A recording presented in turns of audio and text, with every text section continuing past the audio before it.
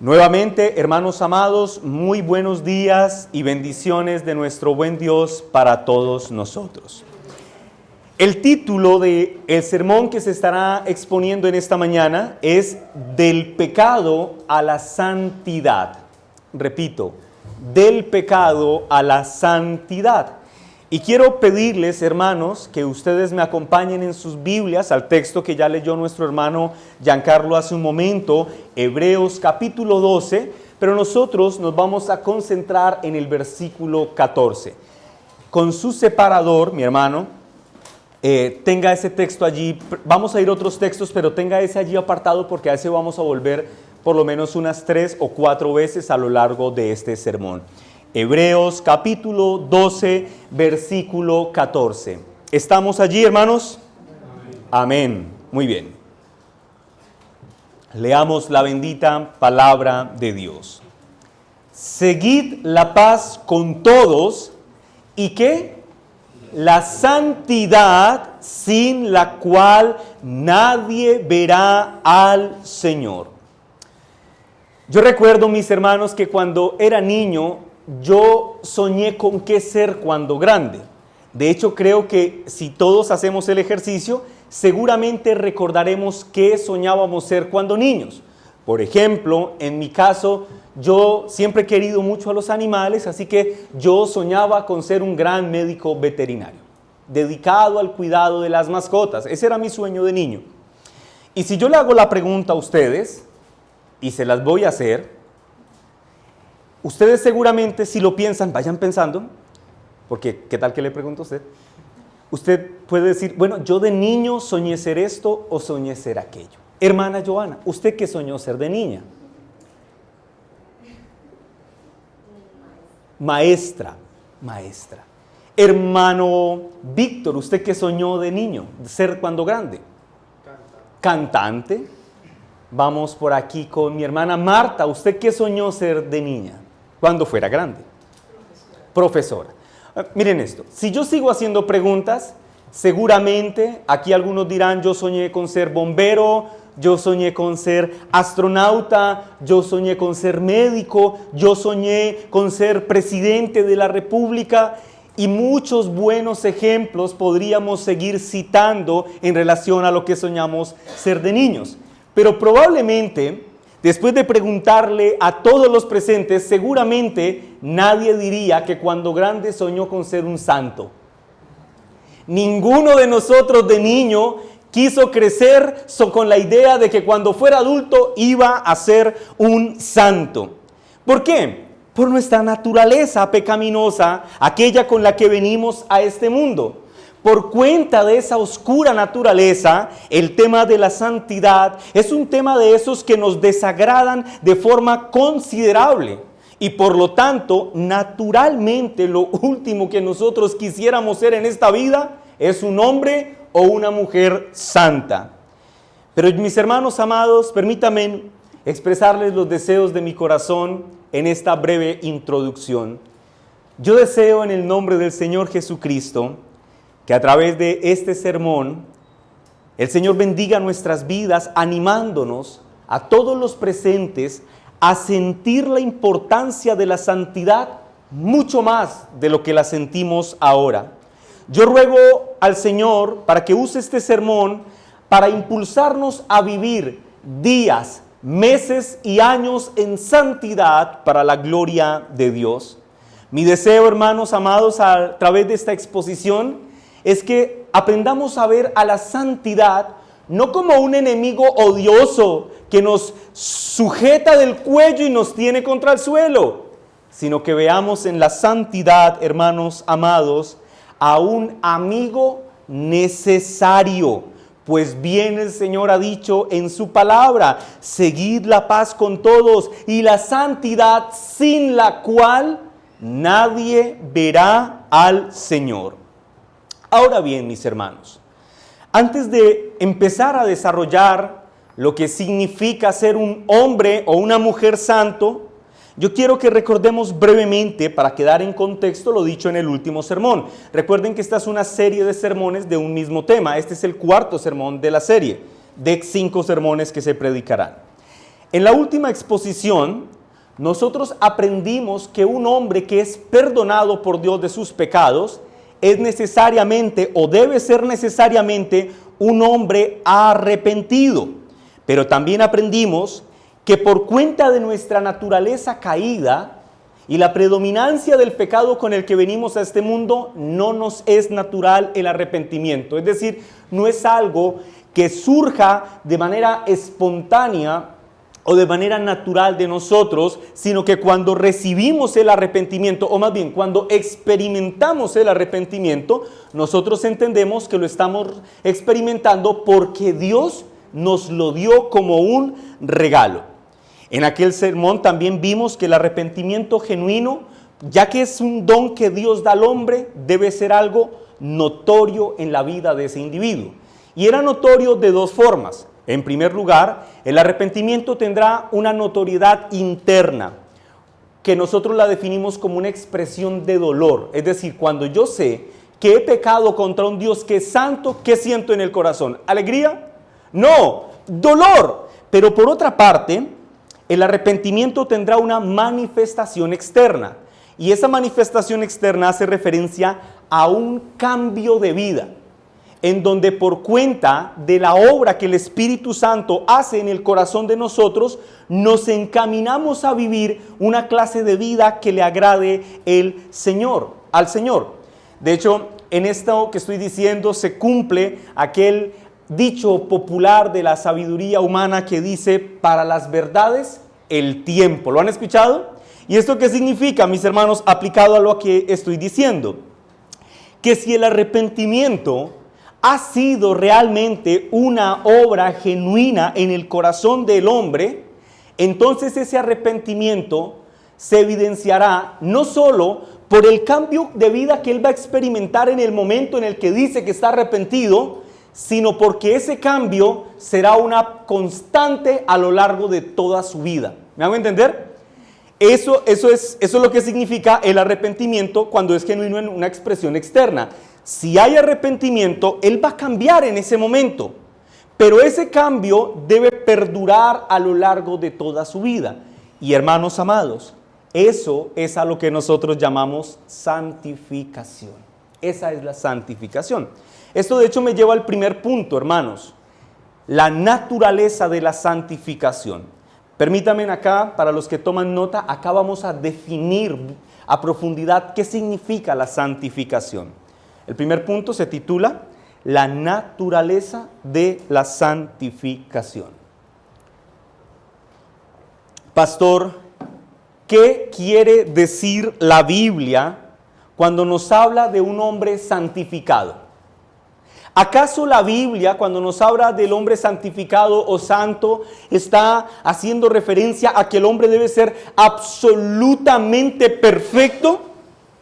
Si nosotros le preguntáramos a la iglesia de Roma qué es un hombre santo, ellos nos dirían que un hombre santo es aquel que después de su muerte es canonizado oficialmente por la iglesia, en donde se reconoce que por cuenta de la vida heroica de ese hombre, ahora él está en el cielo y por lo tanto ese hombre tiene el poder de convertirse en un intercesor ante Dios por los hombres. De hecho, para un romano, la santidad en la vida del hombre implica que ese hombre alcanzó de este lado de la eternidad un grado de perfección en términos de su relación con Dios y que por lo tanto él está en un estado de purificación completo del pecado. Pero hermanos amados, ustedes y yo, por lo que expusimos hace 8 días en la iglesia local, sabemos que esto es imposible. La palabra del Señor nos enseña que ningún hombre puede ir más allá del pecado hasta convertirse en un hombre perfecto. Juan capítulo 1, primera de Juan capítulo 1 versículo 8 dice que si decimos que no tenemos pecado, bueno, dice 2 cosas. 1, nos engañamos a nosotros mismos y 2, la verdad de Dios no está en nosotros. Pero bueno, pastor, Si eso no significa ser santo, es decir, canonizado por la iglesia, ¿qué significa realmente ser santo? ¿Por qué la Escritura, por ejemplo, en Primera de Tesalonicenses 4, versículo 23, parte A, dice respecto a nosotros, pues la voluntad de Dios es vuestra santificación? ¿Qué significa que Dios tenga como voluntad el hecho de que tu hermano, tu hermana, tu niño sea santo? ¿Qué significa eso? Hermanos amados, vamos a definirlo. Las Sagradas Escrituras nos dicen que la santificación es la obra que el Espíritu Santo hace en nuestros corazones y que inicia en el momento en el que nosotros nacemos de nuevo, pero que se extiende en nosotros durante toda nuestra vida. Por lo tanto, cuando pensemos en santificación, debemos afirmar, mis hermanos, que Jesús no solo nos limpia de nuestro pecado con su sangre, sino que también, escuchen, el Señor Jesús nos separa de nuestro amor natural por el pecado y por el mundo. Y lo hace poniendo en nosotros principios nuevos de rectitud para que practiquemos la piedad cristiana en nuestras vidas. ¿Me entienden? El Señor Jesús no solamente nos limpia del pecado con su sangre en el momento en el que nacemos de nuevo, sino que también a partir de ese momento implanta en nosotros una nueva naturaleza para que temamos de Él y apartemos nuestras vidas de los afectos que antes teníamos. ¿Antes amábamos el pecado? ¿Nos deleitábamos en practicarlo? Desde luego. Luego, la razón por la que ya no lo amamos ni nos deleitamos es por esa naturaleza, por ese principio de rectitud que el Señor puso en nuestros corazones. En otras palabras, la santificación, y esta ya es una definición más resumida, la santificación es un proceso, esta es la palabra clave, es un proceso continuo mediante el cual Dios transforma al creyente para que ese creyente cada día sea más como Jesucristo. Esa es la santificación. Un proceso por medio del cual Dios transforma a su pueblo para que su pueblo se parezca cada día más a Jesús. Y por supuesto, mis hermanos, que dicho proceso implicará que aquel que dice que ha recibido el don de la salvación y la vida eterna, pues dé frutos genuinos de su arrepentimiento. En otras palabras, este proceso continuo de transformación es una consecuencia de la obra redentora del Espíritu Santo, en donde no solo se nos concede el arrepentimiento como un regalo, como lo vimos la semana pasada, sino que también a partir de la regeneración, la Escritura enseña que al cristiano se le dota, escuchen esto, del poder para vivir en una progresiva obediencia a la voluntad de Dios. Sí, cristiano, tú y yo, por la gracia de nuestro Señor Jesucristo, tenemos el poder para vivir una vida en progresiva obediencia a la palabra de Dios. Y hermanos, permítanme decir, esto es sumamente esperanzador y consolador para nuestros corazones. Saber que por la obra del Espíritu Santo en nosotros, el Señor nos capacita para vivir como a Él le agrada, pues es lo más consolador que podemos escuchar. Herman Bavinck, comentando de este asunto, dijo, el arrepentimiento genuino no solo aparta al pecador del pecado, sino que lo dirige a una vida santa. La gracia que renueva al hombre lo conduce inevitablemente a una vida que refleja cada vez más el carácter de Cristo. En otras palabras, la santificación, hermanos, y yo quiero que esto quede muy entendido en nosotros, la santificación no solamente es un proceso inicial en la vida cristiana, en donde plenamente se manifiesta la obra del Espíritu Santo en nosotros y eso fue todo. No, la santificación es un proceso continuo por medio del cual los creyentes estamos constantemente siendo renovados en nuestro ser. Por ejemplo, cuando tú avanzas en tu vida cristiana, y vas madurando en tu entendimiento de la palabra del Señor, hay cosas que tú ya no te permitirías hacer, pero que antes como cristiano sí las permitías. ¿Sí me hago entender? Hace algunos años tú decías, yo hacía esto, pero ahora con el entendimiento, la luz que el Señor me ha dispensado a través de su palabra, yo ya no me atrevo a pensar o actuar de esta manera. Aunque en aquel entonces yo era un cristiano, ya no me siento con la libertad de conciencia para hacerlo. ¿Ven esa progresión? Eso es santificación. De manera que, si un hombre dice, yo estoy arrepentido de mis pecados, pero ese arrepentimiento no lo está llevando a ser un hombre santo, dicho arrepentimiento, mis hermanos, no es más que un acto superficial, no es real. Si el arrepentimiento no está conduciéndolo a ser santo, realmente el arrepentimiento no fue arrepentimiento. En síntesis, a través de Cristo, no solo somos librados de la culpa del pecado, sino que por medio de su muerte y resurrección y para la alabanza y la gloria de su santo nombre, tú y yo, cristiano, también en Cristo fuimos librados del dominio esclavizante del pecado. Por una parte, libres de la culpa condenatoria, declarados inocentes. Pero ya no seguimos en esclavitud al pecado. Somos libres del dominio que el pecado ejercía en nosotros. Es decir, en nuestra salvación, Cristo nos justifica para salvación, pero nos santifica para encaminarnos al cielo. Es como el apóstol Pablo lo diría en 1 Corintios, capítulo 1, versículo 30. Los hermanos que sean de Biblia rápida me acompañan a los textos que voy a citar. Los demás, si no alcanzan a llegar, tomen nota, hermanos, o presten mucha atención. 1 Corintios, capítulo 1, versículo 30 dice, mas por Él estáis vosotros en Cristo. Mira lo que hace Cristo, el cual nos ha sido hecho por Dios sabiduría, justificación, ¿y qué dice? Santificación y redención. Sí, Cristo nos salva, mis hermanos, y nos salva para que seamos santos. Desde luego, aquí hay algo que vale la pena aclarar, hermanos.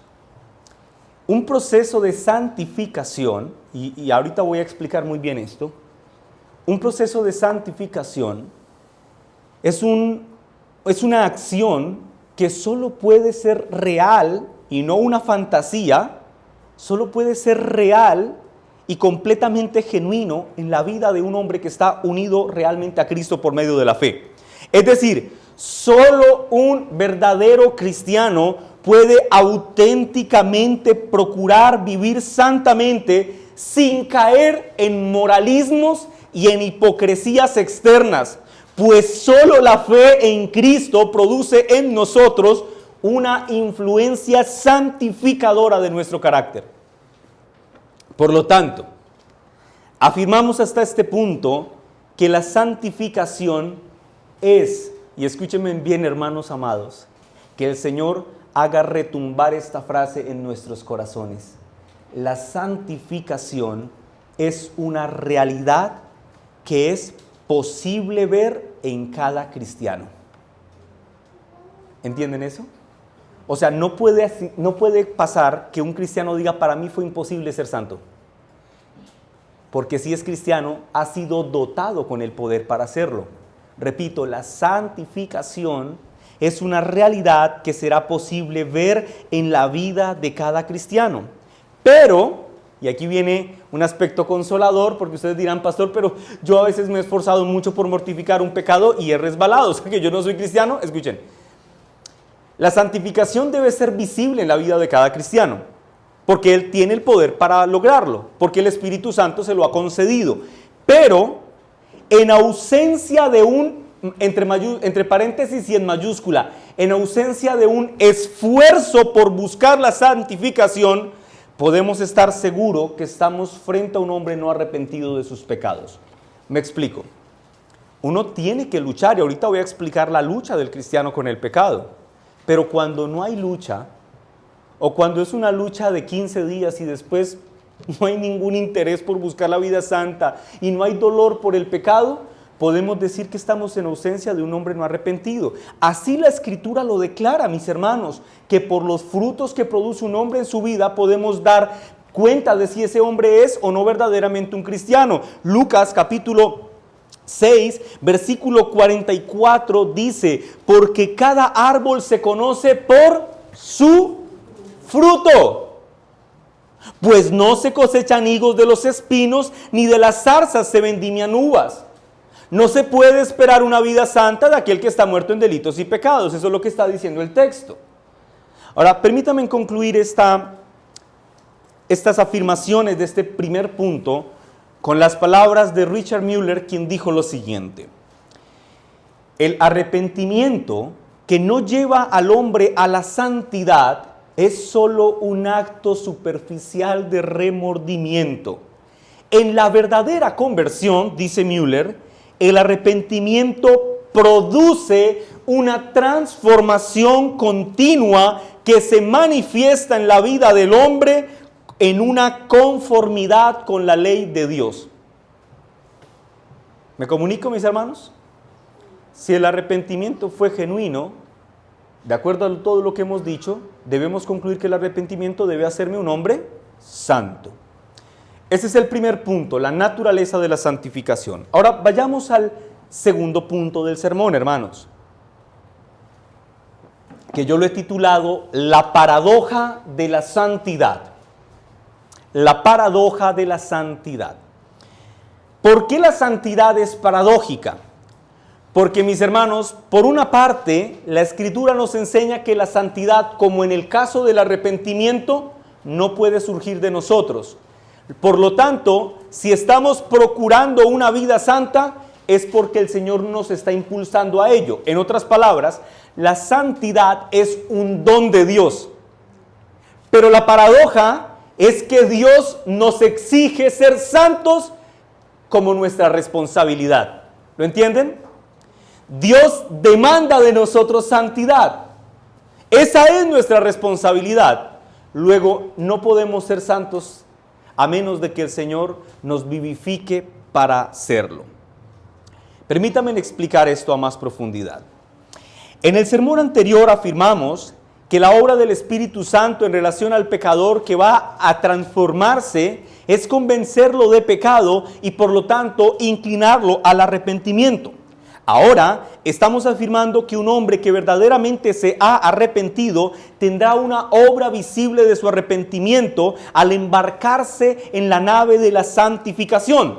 En otras palabras, una vez que estamos vivos para con Dios por la obra del Espíritu Santo, empieza en nosotros una lucha constante por mortificar nuestros pecados diariamente como una muestra de nuestro verdadero arrepentimiento.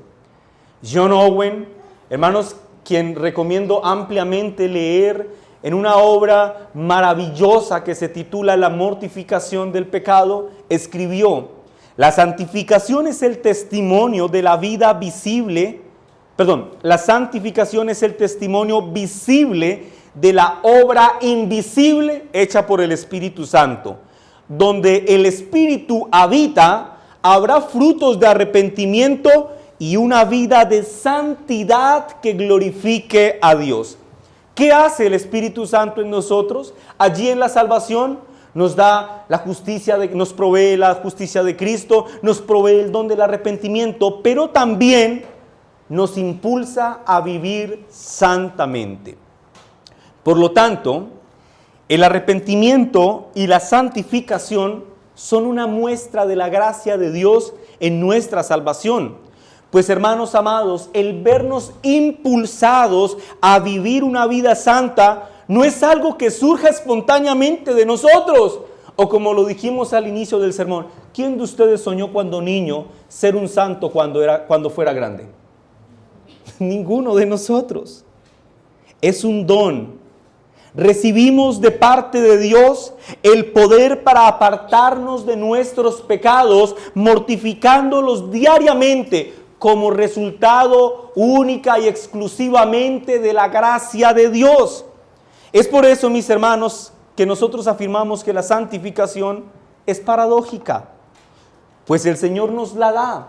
Él es quien nos da el poder para mortificar el pecado. Pero al mismo tiempo el Señor en su palabra nos exige en términos de nuestra responsabilidad que tú y yo seamos santos. Pastor, ¿el Señor exige santidad de nosotros? Sí. ¿Se acuerdan que les dije que no perdiéramos el texto de Hebreos 12:14? Mira cómo inicia el texto. ¿Qué dice el texto? Seguid la paz con todos y la santidad sin la cual nadie verá al Señor. Seguid. ¿Saben lo que significa esto? Busquen, procuren, anhelen ser santos. Hermanos, buscar la santidad significa que como creyentes, ustedes y yo fuimos llamados por el Señor a ser fieles soldados en medio de una guerra espiritual. Sí, esta es la guerra espiritual. Vivir santamente delante del Señor. En una guerra en donde debemos pelear con valentía contra el pecado, donde debemos pelear con valor contra el mundo y donde debemos pelear sin temor contra Satanás. Pues donde no hay tal lucha, donde no hay esfuerzo por pelear contra el mundo, contra la carne y contra Satanás, debemos entender que no hay una conversión verdadera. Luchar contra el pecado en nosotros, mis hermanos, es nuestra responsabilidad. Es nuestro deber delante del Señor. Pero también afirmamos que por la palabra de Dios conocemos que la gracia de Dios es tanta que nos da el poder para poder persistir en esta lucha. Ya que fuimos vivificados para con Dios, y que por lo tanto en nosotros reside la luz, el conocimiento y los nuevos principios que Cristo establece en nuestro corazón, lo que exige la Escritura de nosotros es que vivamos en obediencia a lo que Dios ha dicho en su palabra. Vivir en contravía, lo que Dios ha establecido, mis hermanos, es una evidencia de que esa obra de transformación no ha ocurrido. Y esto nos lleva al tercer punto del sermón, que yo titulé la necesidad de la santificación. Cuando digo la necesidad de la santificación, estoy afirmando, mis hermanos, que la santidad en la vida cristiana es un elemento esencial. Es decir, no se puede pensar entre ser o no ser santo si quiero ser cristiano. Debo serlo. Debo serlo, pero ¿quién me da el poder para hacerlo? Dios. Nuevamente, lean conmigo Hebreos capítulo 12, versículo 14. Lean la palabra del Señor conmigo. ¿Qué dice? Seguid la paz con todos y la santidad. Ahora noten esto. ¿Qué dice de la santidad? Sin la cual nadie verá al Señor. En otras palabras, la santidad como fruto en la vida cristiana no es de carácter opcional.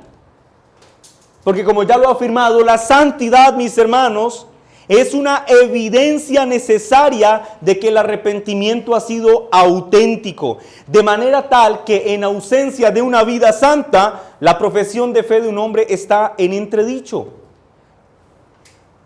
Lo que Hebreos 12:14 señala, que nos dice que sin la santidad nadie verá al Señor, lo que señala es esto, mis hermanos, es que es posible, escúchenme con atención, no se distraigan, es posible que un hombre llegue al cielo sin riquezas. Es posible que un hombre llegue al cielo con muy pocos conocimientos, habiendo ignorado muchas cosas en su vida. Es más, es posible que un hombre llegue al cielo después de haber padecido grandísimas injusticias en esta vida o de haber padecido los más grandes dolores corporales por cuenta de terribles enfermedades. Es posible que llegue al cielo. Pero lo que el texto afirma es que es imposible que un hombre entre al cielo sin la santidad.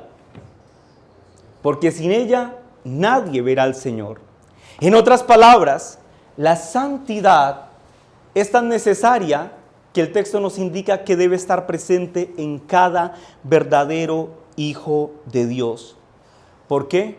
Porque Dios la exige para que podamos pisar las calles celestiales. Vayan conmigo, mis hermanos, a Juan capítulo 5, versículo 29. Juan 5, versículo 29. ¿Estamos todos allí? Amén. Vamos a esperar a que todos lleguen. Juan 5, 29. Ahora sí llegamos, ¿cierto? Amén. Lee conmigo la palabra del Señor. Y a los que hicieron, noten una obra, a los que hicieron lo bueno, saldrán a resurrección de vida. Mas los que hicieron una obra, lo malo, a resurrección de condenación. ¿Cuál es el contexto? El juicio, el gran día del juicio final. Y lo que la palabra del Señor dice aquí es que los que hicieron lo bueno en aquel día, cuando Cristo venga por segunda vez y todos los muertos resuciten, los que hicieron lo bueno saldrán ¿a qué? A resurrección de vida. Pero los que en sus obras hicieron lo malo, resucitarán, sí, pero ¿para qué? Para condenación. Observen esto, mis hermanos. La santidad cristiana es tan indispensable que esa vida santa será nuestro testigo, o será, lo voy a decir así, será un testigo nuestro que atestigue a nuestro favor en el día del juicio final. Allí, mis hermanos amados, cuando se abran los libros, cuando los sepulcros sean abiertos y entreguen a sus ocupantes, todos en aquel día compareceremos ante el tribunal de Cristo. Y sin alguna evidencia de que nuestra fe en Cristo fue real y fue auténtica, la Escritura afirma que nos volveremos a levantar de la muerte para ser condenados. Pues en aquel día será completamente inútil argumentar: yo creí en Cristo, a menos de que nuestra fe haya tenido un efecto santificador y por lo tanto esa vida santa sirva como evidencia a favor nuestro en aquel juicio final. En aquel día la pregunta no será si dijiste 10,000 veces que eras cristiano. En aquel día la pregunta será: ¿cómo viviste? ¿Fuiste un hombre santo? ¿Fuiste una mujer santa? Hermanos, respecto al futuro, tú y yo deberíamos tener la certeza de que el juicio futuro vendrá, de que el juicio final vendrá. Y en cuanto a ese juicio, debemos tener esta certeza, que tus obras y mis obras serán consideradas y serán examinadas. Por lo tanto, hermanos, escuchen con mucha atención. Que ningún hombre piense torpemente o suponga que sus obras no son importantes, porque sus obras no pueden justificarlo. ¿Las obras salvarán a los hombres? No, pero las obras, como lo vimos aquí en el texto de Juan 5, son una evidencia de nuestra inocencia por cuenta de nuestra unión con Cristo. ¿Lo ves? Es cierto, las obras no nos salvan. Aún la más pura de nuestras obras, la Escritura dice que no es más que un trapo de inmundicia si se le compara a la luz de la santa ley de Dios. Y por lo tanto, el ropaje blanco que Jesús ofrece y que viste la fe, tiene que ser nuestra única justicia. El nombre de Cristo, nuestra única confianza, y el libro de la vida del Cordero, nuestro único derecho al cielo, pues aún con toda nuestra santidad no somos más que pecadores. Pero debemos ser santos. Debemos ser santos. Y yo quiero darte unas buenas razones bíblicas de por qué tú, hermano, hermana, sin importar la edad que tengas, debes ser un hombre o una mujer santa. ¿Sabes por qué? En primer lugar, porque Dios así lo exige por su palabra. Dios exige que su pueblo sea un pueblo santo, lo ordena. Vayan conmigo, hermanos, los de Biblia rápida, a Mateo capítulo 5, versículo 48. Mateo capítulo 5, versículo 48 dice, sed pues vosotros perfectos. Otras traducciones lo traducen como santos, como vuestro Padre que está en los cielos es perfecto, santo. ¿Esto es un mandamiento implícito? No. Explícitamente Dios nos está diciendo que debemos ser santos. ¿Como quién? Como nuestro Padre que está en el cielo. De hecho, mis hermanos, debemos ser santos porque nuestra santidad representa la finalidad y el propósito por el cual Cristo vino a este mundo. Escucha con atención lo que dice 2 de Corintios, capítulo 5, versículo 15. 2 de Corintios 5, 15. Hablando de Cristo dice, y por todos murió, para que los que viven ya no vivan, ¿para quién? Para sí, sino ¿para quién? Para aquel que murió y resucitó por ellos. Antes de que tú pusieras tu confianza en Cristo, ¿para quién vivías? Para ti mismo. ¿Han escuchado a estas mamás y papás que dicen, mis hijos lo son todo para mí? Uno puede decir, ¿está en realidad viviendo para sus hijos? No, ni siquiera eso. Está viviendo para sí misma, para sí mismo, para su beneplácito, para sentir el orgullo de ser un buen papá o una buena mamá. Y no estoy diciendo que no lo debamos ser. De hecho, parte de nuestra santidad es ser buenos papás y buenas mamás. Pero hermanos amados, quienes han gustado el don de la gracia, no viven para sí mismos. Viven para Cristo, porque Cristo es su todo, en todo. En otras palabras, Cristo en la cruz nos salva para el cielo, pero para el cielo es necesaria la santidad. Por lo tanto, debemos vivir santamente. Cristianos, debemos esforzarnos diariamente por ser santos de este lado de la eternidad, ya que la santidad, como espero ya sea claro para todos, es una evidencia fehaciente de que contamos con una fe salvadora en nuestro Señor Jesucristo y que por lo tanto somos verdaderamente hijos de Dios. Hermanos, si decimos que somos hijos de Dios, pero no nos parecemos en nada a nuestro Padre Celestial, en realidad hablamos vanamente. Si en nada un hombre se parece al Padre Celestial en términos de su santidad, ese hombre se engaña a sí mismo, porque el Espíritu Santo no mora en él, porque si morara en él, los frutos que produciría serían para la vida santa. Está muerto, está perdido y por lo tanto necesita ser encontrado.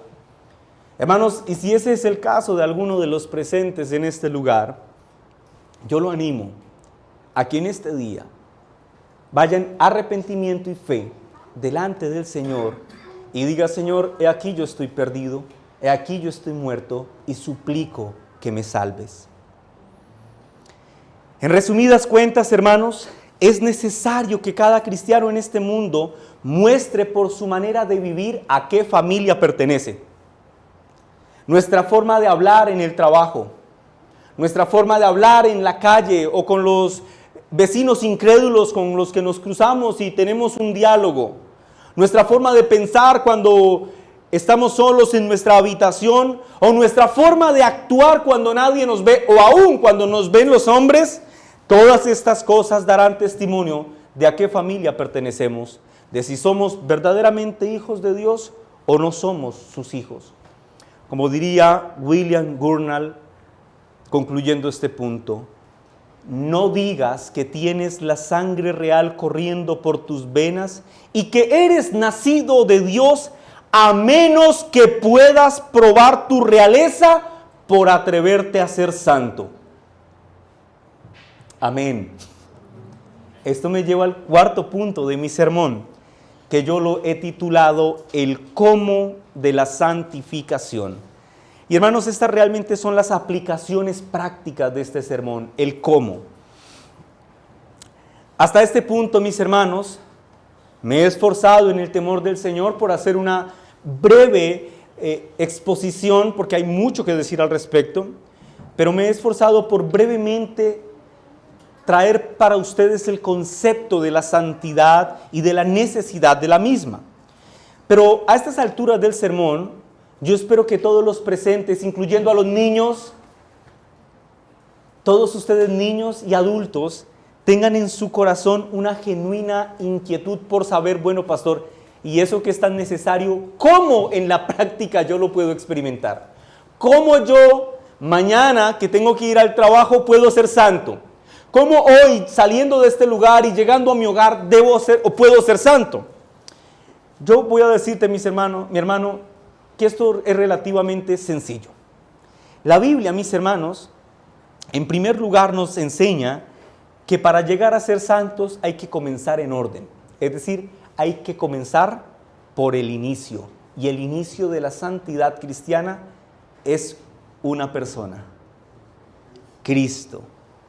En otras palabras, hermanos, ninguno de nosotros podría progresar en la santidad hasta que seamos completamente conscientes de lo horrendo que es nuestro pecado y de la debilidad de la carne, y entonces en aquel momento acudamos a Cristo para ser fortalecidos en Él.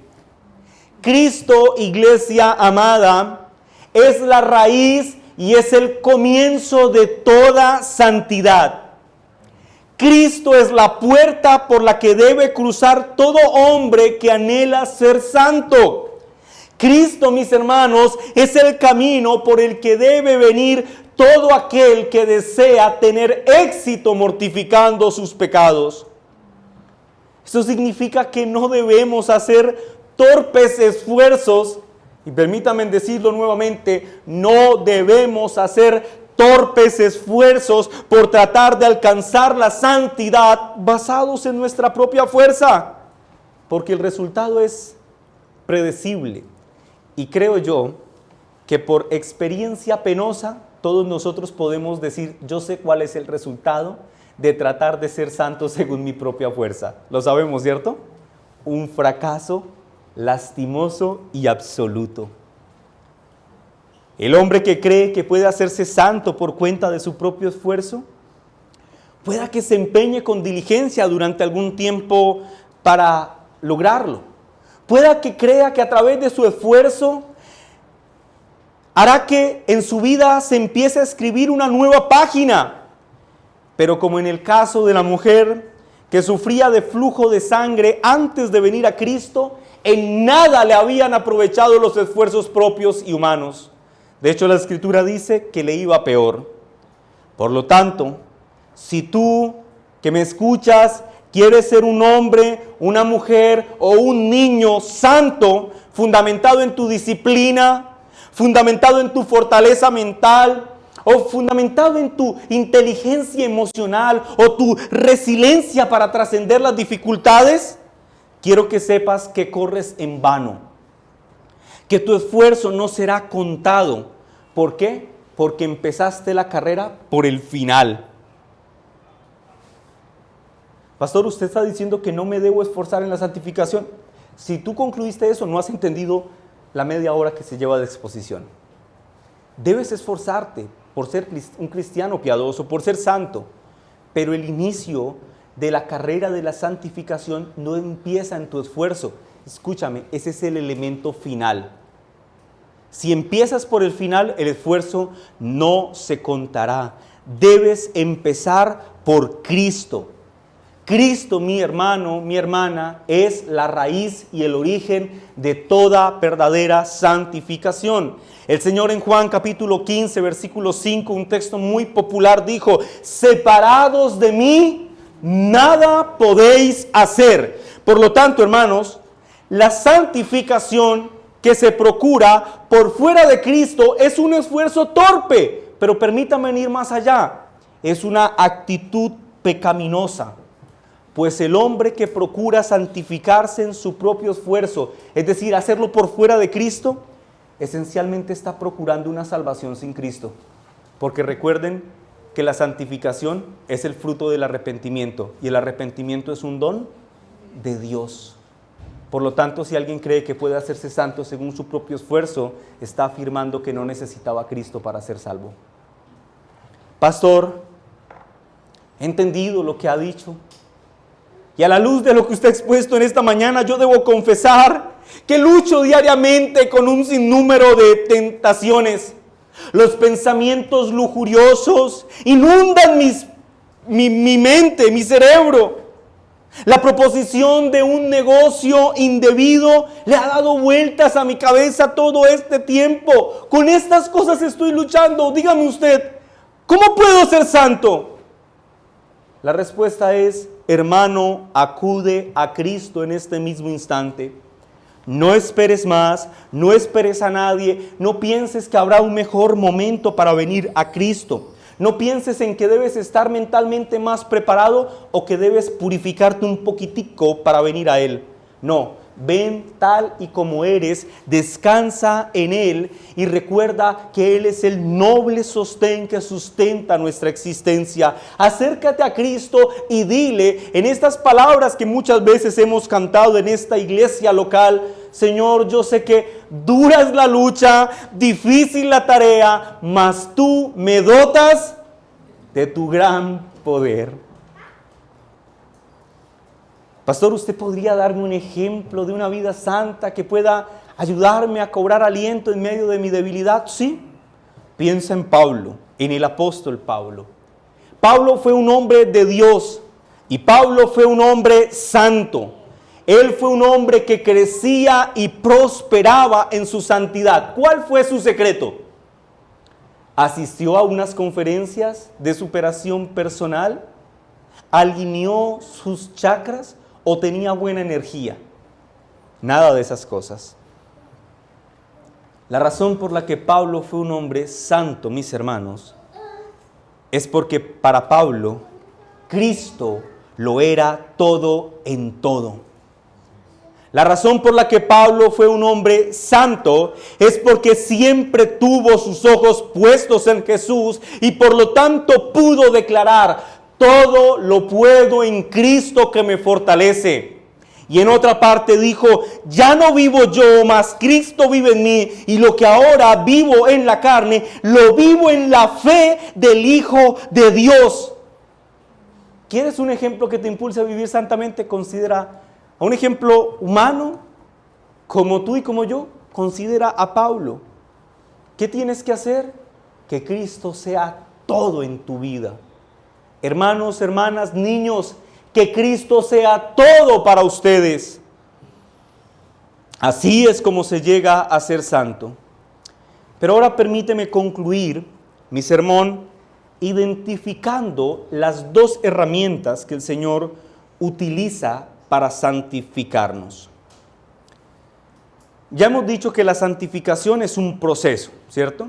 Y en ese proceso que se hace, se mortifica el pecado. ¿Pero qué es mortificar el pecado? Mortificar el pecado, mis hermanos, es ese proceso continuo mediante el cual el creyente, por el poder del Espíritu Santo, combate y debilita el pecado en su vida. Ahora, ¿cómo combatimos en el diario vivir el pecado? ¿Cómo lo debilitamos? Mira, Dios usa dos herramientas para hacerlo. En primer lugar, el pecado en tu vida se debilitará, o Dios utilizará más bien su palabra para que lo puedas lograr. Su palabra, mis hermanos amados, es el medio primario que Dios usa para santificar a su pueblo. Su palabra es viva, es eficaz y tiene el poder para exponer nuestro pecado y confrontarlo. Por lo tanto, tú, cristiano, deberías diariamente tener un gran interés por acudir a la palabra de Dios y llenar tu corazón con su santo consejo si es que quieres ser santo. En otras palabras, cristiano, ha de ser inadmisible que tú pases un solo día sin leer tu Biblia. Pastor, pero si yo estaba de vacaciones, yo te pregunto una cosa. ¿En tus vacaciones no desayunaste, almorzaste o cenaste? Claro, pastor, porque si no me moría de hambre. Bueno, ¿por qué pones a dieta tu alma? ¿Acaso tú no necesitas en las vacaciones ser espiritualmente fortalecido? Lee diariamente tu palabra, pues la Biblia, mis hermanos, es el elemento primario que Dios usa para santificarnos.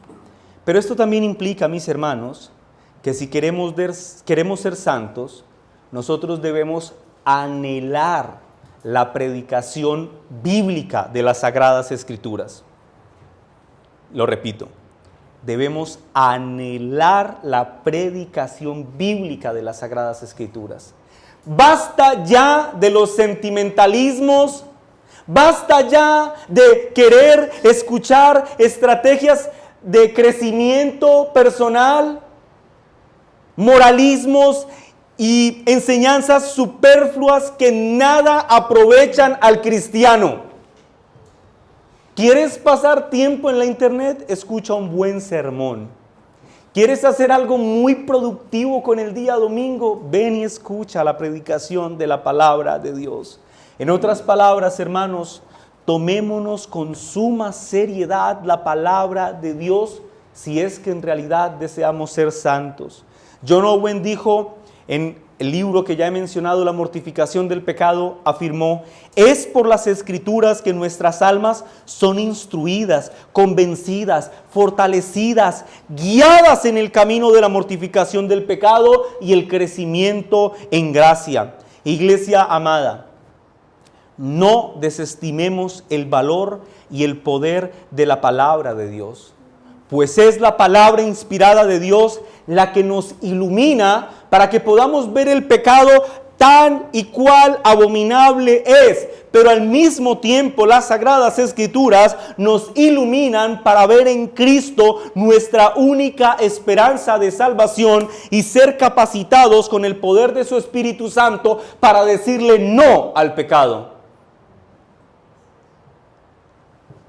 ¿El Señor acaso no dijo en la oración sumo sacerdotal en Juan capítulo 17, versículo 17? El Señor Jesús, orando al Padre, dijo: santifícalos en tu verdad. Tu palabra es verdad. ¿O acaso no escribió el salmista allá en el Salmo 119, versículo 11, para nuestro provecho estas palabras? En mi corazón he guardado tus dichos, es decir, tu palabra, para no pecar contra ti. Cuando la palabra de Dios satura el corazón del hombre, mis hermanos, en este corazón ya no hay cabida para vivir en amistad con el pecado. Pero en ausencia de un corazón nutrido y saturado por la palabra de Dios, todo lo que queda es espacio para la impiedad. Pastor, a mí me encantan esas predicaciones en las que se hacen chistes y nos reímos a carcajadas. Escúchame, esos sermones cargados de chistes te harán reír, pero no te harán santo, porque lo que tú necesitas es Biblia, doctrina, teología. Por lo tanto, debes anhelar la predicación bíblica de la palabra de Dios, no las experiencias de un hombre, no las anécdotas de un hombre. Debes anhelar que cuando alguien se pare al frente en el púlpito, abra su Biblia y exponga su Biblia con fidelidad. No que te cuente cómo le fue en el cine el domingo pasado. ¿Quieres ser un hombre santo? ¿Quieres ser una mujer santa? Toma la palabra de Dios en serio. Ese es el primer elemento que Dios usa para nuestra santificación, su palabra. Aquí va el segundo elemento. Les dije que eran dos. ¿Recuerdan, hermanos? En segundo lugar, Dios usa algunas providencias para nuestra santificación. Esto significa que Dios usará algunas circunstancias, algunas pruebas, o en general cualquier cosa que podamos experimentar en nuestra vida como una herramienta poderosa en sus manos para que nosotros seamos más como Jesús. Nuestro Padre Celestial, a través de providencias, y cuando digo providencias estoy pensando que son providencias generalmente oscuras, es decir, adversas, dolorosas. Bueno, Dios usa estas cosas para enseñarnos a depender de Él, para enseñarnos a odiar el pecado y para enseñarnos a buscar conformidad en nuestras vidas con lo que el Señor nos da y un deseo de ser más como Cristo. Quizá muchos de nosotros, si tuviéramos que hacer una ronda de testimonios, podríamos afirmar que esto es cierto, porque podríamos recordar cómo Dios en su infinita sabiduría en el pasado utilizó una u otra aflicción, uno u otro momento doloroso para purificarnos. Todos nosotros probablemente podamos dar testimonios de que ha sido el fuego de la prueba el que ha quemado la escoria del pecado en nuestro corazón y ha debilitado las inclinaciones carnales que había en nosotros para producir un fruto pacífico de justicia. En Hebreos 12, hermanos, Hebreos 12, en el versículo 10, el apóstol Pablo aquí está hablando de las disciplinas. Y en el versículo 10 habla de las disciplinas que los padres dan a los hijos.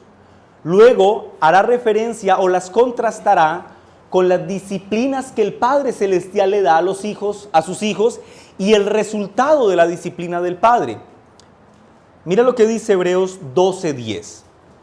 Y aquellos, nuestros padres terrenales, ciertamente por pocos días nos disciplinaban como a ellos les parecía, pero para lo que nos es provechoso. ¿Para qué nos disciplina Dios? Para que participemos de su santidad. Ahora mira lo que dice el versículo 11, pues uno puede decir, qué delicia, pero mira lo que dice el versículo 11.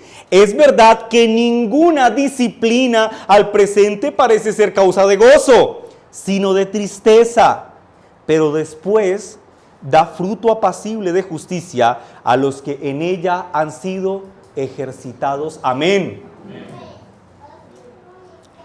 Por lo tanto, cristiano, la próxima vez que pases por un momento difícil, ya sea por una enfermedad propia o de uno de tus seres queridos. Esta semana hablaba con mi hermano Yanka sobre el gran dolor que a uno como padre le crece en el corazón cuando ve a sus hijos enfermos. Pero ya sea una enfermedad propia, ya sea la enfermedad de un hijo, ya sea una situación económica adversa, o que logres identificar que el Señor te está disciplinando como el Padre amoroso que es. Bueno, cuando estés pasando por una de estas situaciones complejas, tú, cristiano, debes aprender a gozarte en el Señor. Gózate en Él, porque las providencias amargas que Dios está permitiendo son dulces instrumentos en sus amorosas manos que Dios está usando para humillar nuestro orgullo, para impulsarnos a orar, para impulsarnos a tener una comunión más profunda e íntima con Él. Por lo tanto, en tus aflicciones, gózate, creyente, porque el Señor está trayendo gloria a su nombre y beneficio a su iglesia. Ahora quiero que noten, hermanos, que la palabra de Dios como herramienta de santificación y las providencias como herramienta de santificación no operan en independencia, sino que más bien operan en conjunto.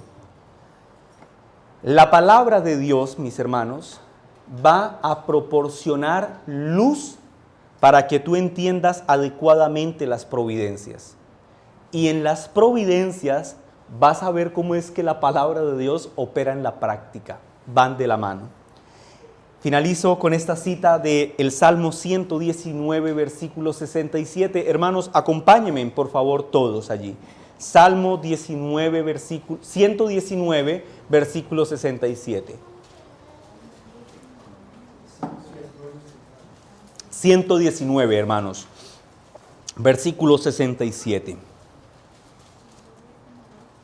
¿Estamos allí? Amén. Vamos a esperar a que lleguen. Salmo 119, versículo 67. ¿Llegamos? Amén. Mira lo que dice el salmista. Antes que fuera yo, ¿qué? ¿Esto qué es? Una providencia oscura. Dios está permitiendo que Él sea humillado. Antes que fuere yo humillado, ¿qué dice el texto? Descarriado andaba.